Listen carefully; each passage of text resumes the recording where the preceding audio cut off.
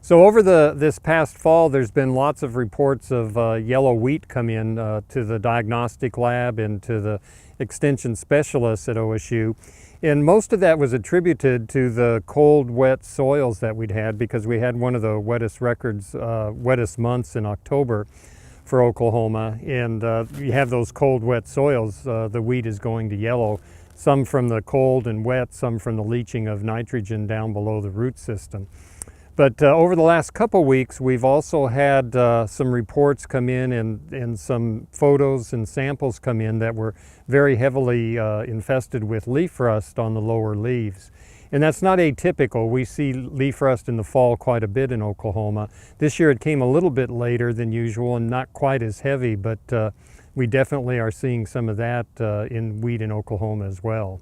The rust that is there with these kind of cold temperatures that we have, those infected low leaves will slowly die, and with the cold temperatures there won't be new infections occurring on the emerging leaves. And so over the winter, leaf rust gets knocked back pretty hard. The concern is that if we have a mild winter, it could make it through the winter, and then that inoculum would be there to start the rust infection in the spring again. If it is real mild, the thing to start watching for would be early stripe rust infections, especially more in southern Oklahoma, because Texas would be much more mild than us, and stripe rust spores could blow up from Texas. And I've seen stripe rust as early as late February in middle and southern Oklahoma. But watch for that, and watch for the leaf rust would be the main things. And then, but like I say, typically the winters will take care of those. We've run in the diagnostic lab probably at least a dozen or more samples, checking just to make sure that they were not positive for wheat streak mosaic virus, high plains virus,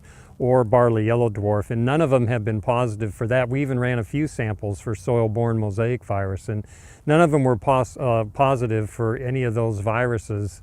But there is that concern, because we have had wheat streak fairly bad the last couple of years. Number of growers with the leaf rust that we have seen are wondering if they should spray, and as I said, it usually will die out mostly over the winter, and then have to watch in the spring, but it's more so that application of fungicide in the spring that's much more important.